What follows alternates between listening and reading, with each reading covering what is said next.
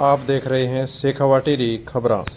झुंझुनू जिले में साल 2024 की बड़ी घटनाएं। तांबा खादान में हादसा, उपचुनाव में ढहा ओला का गढ़, पोस्टमार्टम में मृत चिता पर हुआ जिंदा। साल 2024 बीत चुका है। 2024 कई मायनों में अपनी छाप छोड़कर गया है। राजनीति हो, क्राइम हो या फिर भ्रष्टाचार, झुंझुनू जिले में घटी कुछ घटनाएं हमेशा याद रहेंगी। कैलेंडर पर इस साल के कई दिन और कई तारीखें भूलने से भी नहीं भुलाई जाएंगी। आइए रिकॉल करते हैं इन घटनाओं को। खेतड़ी नगर में स्थित एशिया की सबसे बड़ी तांबे की खान में हादसा हुआ। एक अधिकारी की मौत हुई, 14 लोग घायल हुए। सिंगाना के पास हादसे में 5 जनों की जान चली गई। 2024 के विधानसभा उपचुनाव में ओला परिवार का गढ़ ढह गया। झुंझुनू में एक जिंदा व्यक्ति को मृत घोषित कर दिया गया। चिता पर उसकी सांसें लौट आई तो लापरवाही उजागर हुई। प्राइवेट हॉस्पिटल में डॉक्टर ने महिला को संक्रमित बताते हुए उनकी एक किडनी संक्रमित बताते हुए दूसरी किडनी जो सही थी उसको निकाल ली। तांबा खादान हादसे में चीफ विजिलेंस ऑफिसर की जान चली गई, 14 लोग घायल हुए।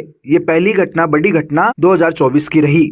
एशिया की सबसे बड़ी तांबे की खादान हिंदुस्तान कॉपर लिमिटेड झुंझुनू की कोहिलान खादान में 14 मई 2024 को रस्सा टूटने से उसमें सवार कोलकाता के निरीक्षण के लिए आए chief vigilance officer Upendra Pandey की मौत हो गई। निरीक्षण दल में शामिल 14 अधिकारी और कर्मचारी भी घायल हो गए थे। यह हादसा उस समय हुआ जब विजिलेंस की टीम केज में सवार होकर खदान में निरीक्षण करने नीचे जा रही थी। रस्सा टूटने से ब्रेक फेल हो गया और क्रेज करीब 515 मीटर नीचे जा गिरा। दूसरी जो घटना रही वो ये रही कि डॉक्टरों ने जिंदा युवक को मृत बता दिया, बिना पोस्टमार्टम किए रिपोर्ट दी। 21 नवंबर को बगड़ के आदर्श नगर में संचालित मां सेवा संस्थान के निराश्रित गृह में रहने वाले रोहतास उम्र 25 साल की तबीयत बिगड़ने पर उसे जिला मुख्यालय के बीडीके अस्पताल लाया गया, जहां चिकित्सकों ने उसे मृत घोषित कर दिया। दूसरे डॉक्टर ने बिना जांच किए उसकी पोस्टमार्टम रिपोर्ट भी बना दी। अंत्येष्टि के समय मोक्ष धाम में युवक जिंदा हो गया, तब उसे वापस अस्पताल में भर्ती करवाया गया। डॉक्टर योगेश जाखड़, पोस्टमार्टम करने वाले डॉक्टर नवनीत मील, पीएमओ डॉक्टर संदीप पचार को निलंबित भी किया गया। चिकित्सा मंत्री गजेंद्र सिंह खीवसर ने उच्च स्तरीय समिति बनाकर जांच कराई। डॉक्टर ने संक्रमित की जगह निकाल दी सही किडनी। झुंझुनू के धनखड़ हॉस्पिटल में 15 मई को नुआ निवासी ईद बानो की किडनी का ऑपरेशन किया गया। अस्पताल के संचालक डॉक्टर संजय धनखड़ ने संक्रमित की जगह सही किडनी को निकाल दी। ईद बानो की दाही किडनी खराब थी, जबकि डॉक्टर ने बाई किडनी निकाल दी। फिर महिला की तबीयत खराब हो गई। महिला को जयपुर रेफर किया गया। जयपुर में 4 अगस्त को महिला की मौत हो गई। जांच में जो जांच टीम बनी उसमें डॉक्टर को दोषी माना। इसके बाद डॉक्टर को गिरफ्तार कर लिया गया। जानलेवा रफ्तार ने ली 5 लोगों की जान। सिंघाना में 180 किलोमीटर प्रति घंटा की रफ्तार से दौड़ती स्कॉर्पियो ने बाइक को टक्कर मार दी, फिर सामने से आ रही मिनी बस से जा भिड़ी। इसमें एक फौजी सहित 5 लोगों की जान चली गई। घटना 6 मई को सिंघाना थाना इलाके के हमीरवास गांव में हुई थी। हादसे में 21 लोग घायल हुए थे। इस हादसे की मुख्य जो वजह रही वो स्कॉर्पियो की ओवर स्पीड रही। उपचुनाव में ढह गया ओला का गढ़, 20 साल बाद जीती भाजपा। 2024 में हुए राजस्थान विधानसभा के उपचुनाव में ओला परिवार का जो गढ़ माना जाता है वो ढह गया। झुंझुनू सीट पर हुए उपचुनाव में सांसद विजेंद्र ओला के पुत्र अमित ओला को हराकर भाजपा के राजेंद्र भामू विधायक चुने गए। मंडेला में पुलिस कस्टडी में हुई युवक की मौत। झुंझुनू के मंडेला में 30 मई को मंडेला थाना पुलिस की कस्टडी में एक युवक की मौत हो जाती है। युवक को रेप के मामले में कस्टडी में लिया गया था। मामले में पुलिस की बड़ी लापरवाही सामने आती है। युवक गौरव शर्मा को 3.5 घंटे तक पानी नहीं पिलाया जाता है। डिहाइड्रेशन के कारण उसकी जान चली जाती है। एसपी ने इसके लिए मंडेला थाना अधिकारी रविंदर सिंह समेत पूरे थाने को लाइन हाजिर भी किया था। यह मामला सामने आया कि मामला दर्ज होने के महज 13 दिन में गौरव को थाने का टॉप 10 अपराधी घोषित कर उस पर 5,000 रुपए का इनाम तक भी घोषित कर दिया। चिड़ाव में मशहूर पेड़े वाले की शॉप पर रंगदारी के लिए फायरिंग। चिड़ाव में 16 दिसंबर को मशहूर पेड़े की दुकान पर रंगदारी के लिए फायरिंग हो गई। लालचंद पेड़े वाले की दुकान पर 1 करोड़ रुपए की रंगदारी के लिए फायरिंग की गई। रंगदारी की पर्ची थमाते हुए जान से मारने की धमकी तक दी गई। पुलिस ने इस मामले में क्षत्रिय गैंग के खिलाफ कार्रवाई की। गौशाला कर्मचारी पर शराब माफियाओं ने बरसाई लाठियां। सूरजगढ़ के बलौदा गांव में गौशाला कर्मचारी पर लाठियां बरसाने का वीडियो भी सामने आया। घटना 14 मई को सूरजगढ़ के बलौदा गांव में हुई थी। शराब माफियाओं ने एक दलित को उल्टा लेटाकर बेरहमी से पीटा था। 5 घंटे तक बंधक बनाकर रखा। पिटाई से युवक की मौत हो गई। इसका वीडियो सोशल मीडिया पर शेयर हुआ तो हड़कंप मच गया। इसके बाद ये मामला सामने आया। पुलिस ने स्ट्रीट शीटर समेत 5 बदमाशों को पकड़ा। आरोपियों के घरों पर बुलडोजर चलाए गए। शराब ठेकेदार का लाइसेंस भी निलंबित किया गया। संपत्ति विवाद में भतीजे ने करवाई थी चाचा की हत्या। पिलानी में संपत्ति विवाद में भतीजे ने अपने चाचा की हत्या करवा दी।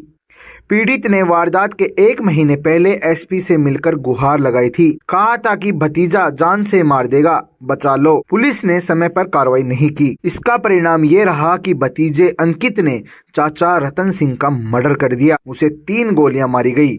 रतन सिंह पिलानी में किराए के मकान पर रहता था। अपराधी को औकात दिखाई, सिर्फ 50 पैसे का रखा इनाम। झुंझुनू एसपी ने आर्म्स एक्ट में फरार आरोपी पर 50 पैसे का इनाम रखा। तत्कालीन एसपी देवेंद्र बिश्नोई ने सिंगाना के फरार आरोपी सिलारपुरी के योगेश उर्फ योगी पर 98 का इनाम घोषित कर दिया। तर्क दिया गया कि अपराधी खुद को डॉन न समझे, उसकी औकात इतनी ही है। आंदोलन करने वाले किसान को मुआवजा तो मिला, लेकिन सुरक्षा में जवान लगाने के लिए 9,91,000 का नोटिस थमा दिया। नवलगढ़ में 11 दिसंबर को मुआवजा के लिए आत्मदाह की कोशिश करने वाले किसान को मुआवजा तो मिला, लेकिन साथ ही 10 लाख का नोटिस भी दे दिया गया। नवलगढ़ में सीमेंट फैक्ट्री के लिए जमीन अधिग्रहण के मामले को लेकर गोठड़ा के किसान विद्याधर यादव ने इच्छा मृत्यु मांगी थी। उन्होंने 11 दिसंबर को फैक्ट्री के सामने आत्मदाह करने का प्रयास किया। खुद पर पेट्रोल डालकर आग लगाने की कोशिश की। परिवार चिता को सजाकर बैठ गया। पूर्व मंत्री राजेंद्र गुड्डा की अगुवाई में प्रदर्शन किया गया। बाद में किसान को मुआवजा मिल गया। इसके बाद पुलिस ने किसान को नोटिस देकर 9,91,000 रुपए मांगे थे। तर्क दिया गया कि किसान की सुरक्षा के लिए पुलिस को 99 जवान लगाने पड़े, जिसमें सरकारी खर्चा हुआ है। चेयरमैन और वाइस चेयरमैन को किया गया सस्पेंड। 31 दिसंबर नवलगढ़ पालिका अध्यक्ष शोएब खत्री, उपाध्यक्ष कैलाश चोटिया और उनकी पत्नी उर्मिला चोटिया को डीएलबी ने निलंबित कर दिया। इन तीनों पर पद के दुरुपयोग के आरोप लगे। सरकार ने जांच करवाकर इनको निलंबित किया। इसके बाद नवलगढ़ का चेयरमैन सुरेंद्र सैनी फूलवाला को बना दिया गया। वहीं झुंझुनू नगर परिषद सभापति नगमा बानो को भी नोटिस मिला। समय रहते उन्होंने कोर्ट से स्टे ले लिया। बाद में उनका कार्यकाल पूरा हो गया। 12 अक्टूबर को चिड़ावा पंचायत समिति प्रधान इंदिरा डुड्डी को निलंबित किया गया। उनके खिलाफ भी पहले अविश्वास प्रस्ताव लाया गया। वह 18 जुलाई को गिर गया। उसके करीब 1.5 महीने बाद 12 अक्टूबर को प्रधान को पद के दुरुपयोग के मामले में निलंबित कर दिया गया। उनकी जगह अविश्वास प्रस्ताव लाने वाले रोहतास धांगड़ को कार्यवाहक प्रधान नियुक्त किया गया। 1 वर्ष में रिकॉर्ड निस्तारण जिला उपभोक्ता विवाद प्रतितोष आयोग के अध्यक्ष मनोज मील ने 1 वर्ष के कार्यकाल में सबसे ज्यादा 1146 प्रकरणों का निस्तारण कर देश भर में अपनी अलग पहचान बनाई। इसके लिए राष्ट्रीय आयोग ने उनकी प्रशंसा भी की। अब बात करते हैं आखिर खोया क्या है। 15 मई को पूर्व राज्यपाल व उप मुख्यमंत्री रही कमला बेनीवाल का निधन हो गया। वन स्थली टोक में पढ़ी कमला ने महिला शिक्षा सशक्तिकरण के लिए काम किया।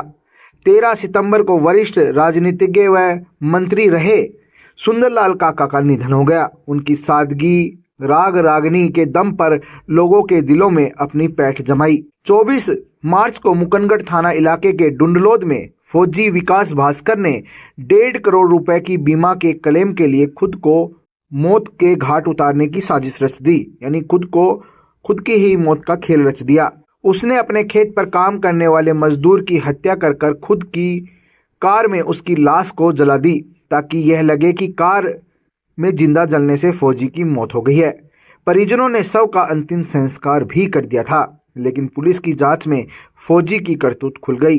जब पुलिस पहुंची उसके पास तो गिरफ्तारी के डर से उसने जहर खा लिया और उसकी भी मौत हो गई।